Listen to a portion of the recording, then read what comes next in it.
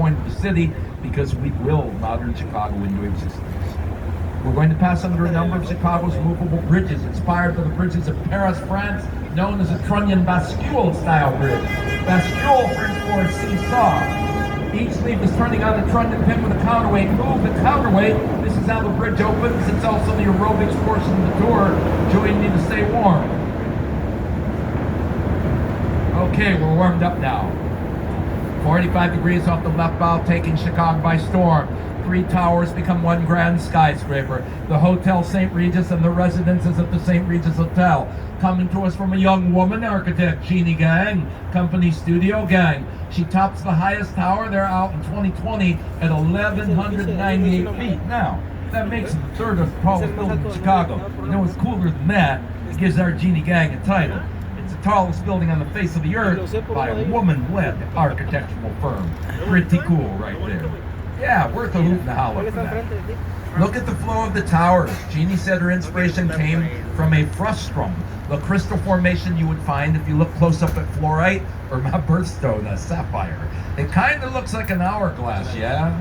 Unless maybe you survived the 1960s like I did, and then you'll see a lava lamp in that same design. I have 4 at home. There are 6 different tints of blue, green, and clear glass. Jeannie is evoking the unique colors of the Chicago River water through the low algae content. And then if you look at the highest tower, 83 and 84 don't have walls. That's actually called a blow-through floor to confuse the wind. Who knows Chicago's nickname is the Windy City? You get a nor'easter off the lake, 80 mile an hour, wants to beat this building up, so you trick the wind. Now, a hero of mine, Bucky Fuller, who gave the world a geodesic dome, like Epcot Center at Disney World down in Florida.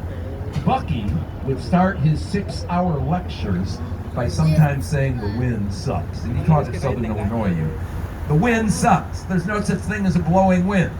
Wind is a high pressure zone seeking low pressure. You got a problem with the wind? Here's a tip. Put a hole in your building. Problem solved. The wind whistles right through. Looming in front of us is the current second tallest building in Chicago, Trump International Hotel and Tower. Adrian Smith Architects, Skidmore, Owings & Merrill, 2009. Note the use of dramatic cutaways, the setbacks. Did you notice that? And everywhere there's a cutaway, a balcony, it's corresponding to the height of a neighboring building. This is actually what we call contextualism. Architecture doesn't happen in a vacuum.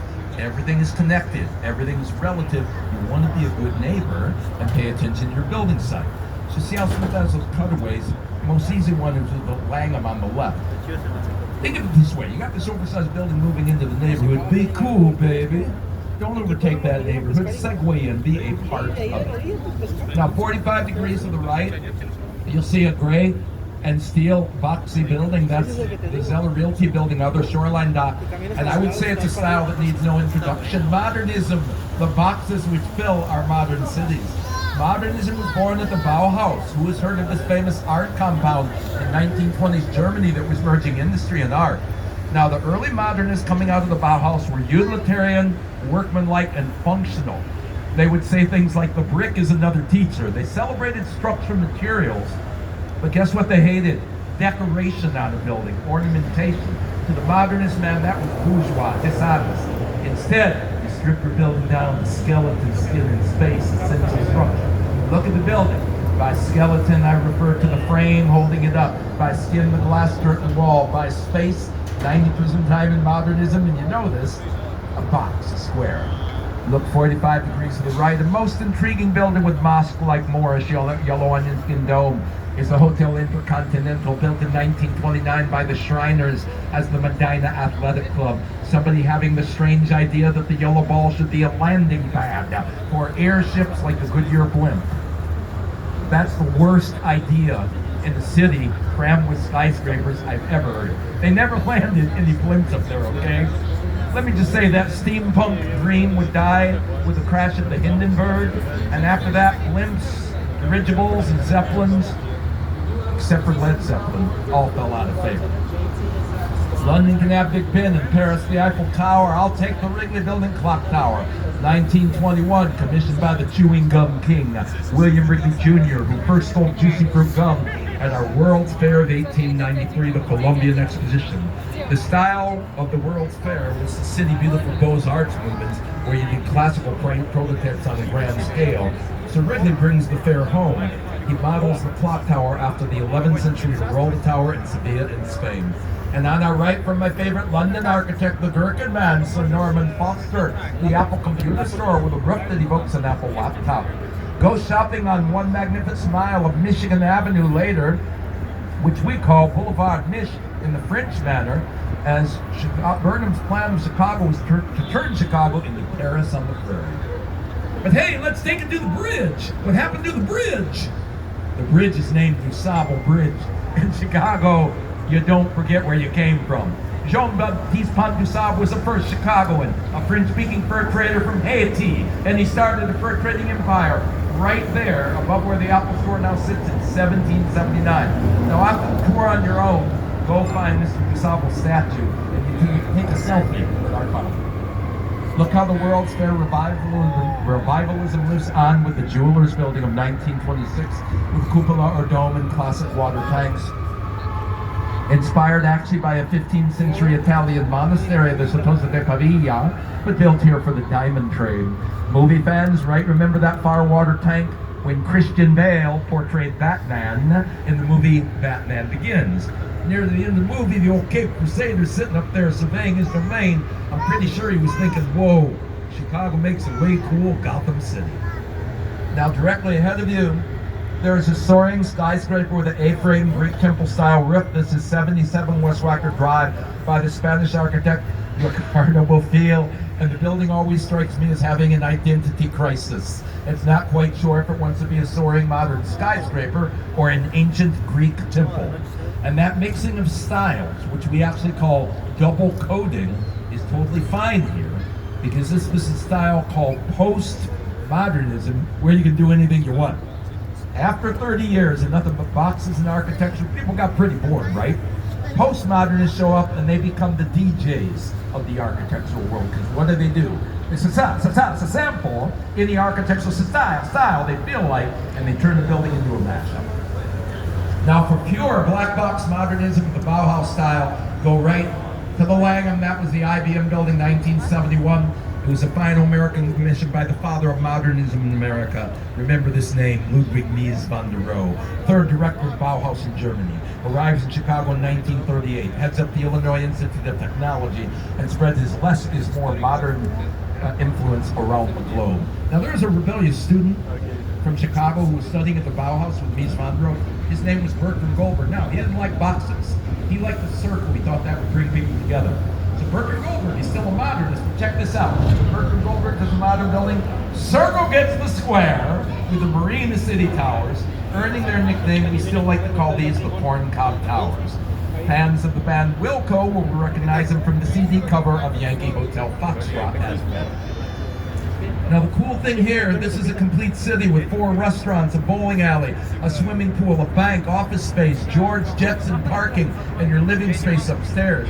In the 60s, we got the railroads and turned our back on the river. It became a back alley. But guess what? People work downtown. They don't want to commute. They would love to live downtown if you could offer up 24-hour urban living. So this was a city within the greater city. Everything at your fingertips. Oh, I forgot to warn you, but look at the parking garage one more time.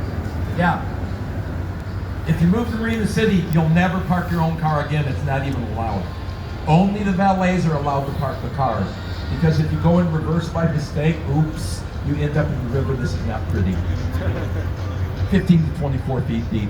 Actually, they drove a Cutlass off the 17th floor of that parking garage for a 1980 Steve McQueen action movie called The Hunter. The engine was in the front, the car was like an Olympic diver as it plummeted to the bottom of the river. I rated it a 9 out of 10 for the dive. Now step back with me to 1913, the old red brick building on our right is the Reed Murdoch Warehouse, and this is something I personally love in architecture, adaptive reuse. Why waste a bunch of new materials, which is often ego-driven, when you can take an old building and give it new life? So, this was a 1913 warehouse, but it is thriving today as it has been repurposed as an industrial-sized restaurant called River, and even in the age of the internet, it is home to Encyclopedia Britannica. They are still around. You notice how it's much more horizontal than vertical. The architect George Neiman's, like the great Frank Lloyd Wright, who's heard that name, associated with a style that came right out of the Midwest here. It's called Prairie School architecture. We don't have any mountains. Everything around here is flat as a board.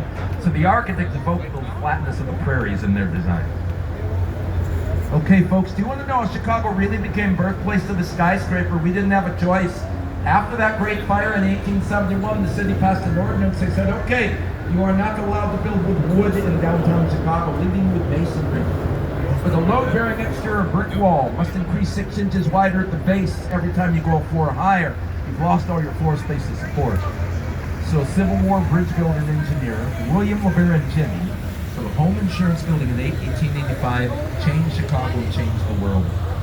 First person to use a skeletal iron and steel grid frame like every modern skyscraper today. Pretty firm period. That's called the first Chicago School of Architecture. There's a simple example from 1912 right there. So just think your major change is from a load-bearing wall to a skeleton to support the weight. Now coming up on the right, let's say the style, we'll put the roar in the roaring 20s Art Deco, the 1930 Chicago Merchandise Mart. Art Deco was a rather streamlined, sleek machine-made look. It came out of a big exhibition in Paris, France in 1925. When I say Art Deco, you can think the Great Gatsby, the Jazz Age. Ooh, I'm doing gram hands. America in the 1920s was a period of unbridled optimism and prosperity. It looked like the company was moving forward without end. The sleek look of Art Deco reflected that. You know, you're looking at the largest structure in America prior to completion of the Pentagon, with 4,600 windows over 7 miles of hallways. The building even had its own, hello, bueno, ni hama. The building even had its own zip code until 2008. It cost a whopping $38 million. The Marshall Field Department Store commissioned it. They dreamed of a giant wholesale market. They woke up to the Great Depression, and by 1945 sold it for back taxes, $13 million. Who could afford it? Joe Kennedy, father of our late president. Now Joe walks inside and realizes you can fit 73 American football fields in those walls. Brings in the perfect clients in the furniture design trade. So you got kitchen, bath, interior designers, showrooms. You know what else Joe did? He pioneered the idea of the trade show on the park. He basically knew, that salesmen hate to wait around, but if you got all the customers in one place, maybe something would happen. Well, friends, welcome to the beginning of Chicago. What point? We are at the confluence of the 3 branches of the river. We come from the east, north branch right, south branch left. And the birthplace of downtown has become a showplace for our grandest architecture since 1983, and the Noviembre building right there. That's contextualism. Everything reflects the river. That building set the bar high in 1983. It said, yo, you're going to build around me, you better bring your A game, and everyone has. From the What Point Tower complex on the right, where are my California friends? What Point South is already named Salesforce. Same company did that thing in the Bay Area. In front of us, a beautiful red sculpture by Spanish architect Santiago Calatrava nicely anchors River Point, whose arch at the bottom was inspired by the great arch of St. Louis, Missouri, our neighbors to the south. Now, as soon as the sun goes behind the building, let's look at the top. The arch is complemented with an inverted parabola. See the entire shape? Guess who understands this building best? Little kids. They took one look at the building and gave it the perfect nickname. Little kids call that the Hot Pocket Sandwich Building because it looks like the microwave heating sleeve for a popular American pastry.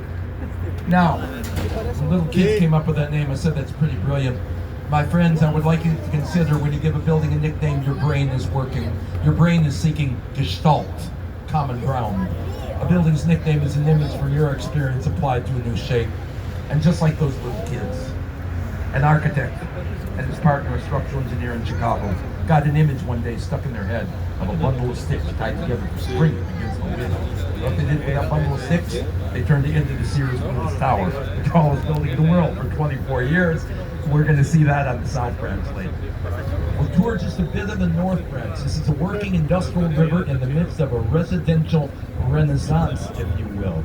Now, a pioneer of downtown living was Harry Weiss's 1981 Fulton House. Look at those 4-foot thick masonry walls. This is the oldest building I think we'll see today, 1898. And it was refrigerated for 70 years. Can you imagine forgetting to defrost your freezer for 70 years? A lot of buildup, right? Harry had to defrost the building for 6 months, take out 500 truckloads of ammonia, horsehair brine, and cork insulation. And then Harry Weiss traveled the world to get ideas. He's in Amsterdam, yeah, and he sees these charming fishermen's cottages. He comes home and does a postmodern twist. The Four River Cottage townhome. I can't believe it. Somebody sold number 3 in 2015 for $2.25 million for about 4,000 square feet of space. But you're right on the river, right? Harry Weiss was an architect and a sailor. He understood the river when he said water's a magnet. It'll draw people to it. I think Harry Weiss understood the psychologist Carl Jung. That we humans, Spock, have an archetype in the brain. We long for the sea, the great blue, the azure. And if you don't have an ocean nearby at home, stay with me in Chicago. And the day may come for you as it came for me. When I woke up in the city with a smile, and I heard myself singing, a river is enough. A river is enough, Lord, Lord, Lord. Chicago, a river. Well, as Jed Clampett of the Beverly Hillbillies might say, doggies, that's a lot of information. Hey, let's take a little break to rest and digest. Go see Jordan, your bartender. Treat him well, he'll treat you weller. We're going to turn the boat around. I'm coming off mic. I'll be taking questions one-on-one if you have any in just a moment. And then we'll go south where the tall buildings live. Folks, thank you for your time. Thank you for your attention in choosing Shoreline. It's a classical Chicago November day. So let me just say, I'll be back.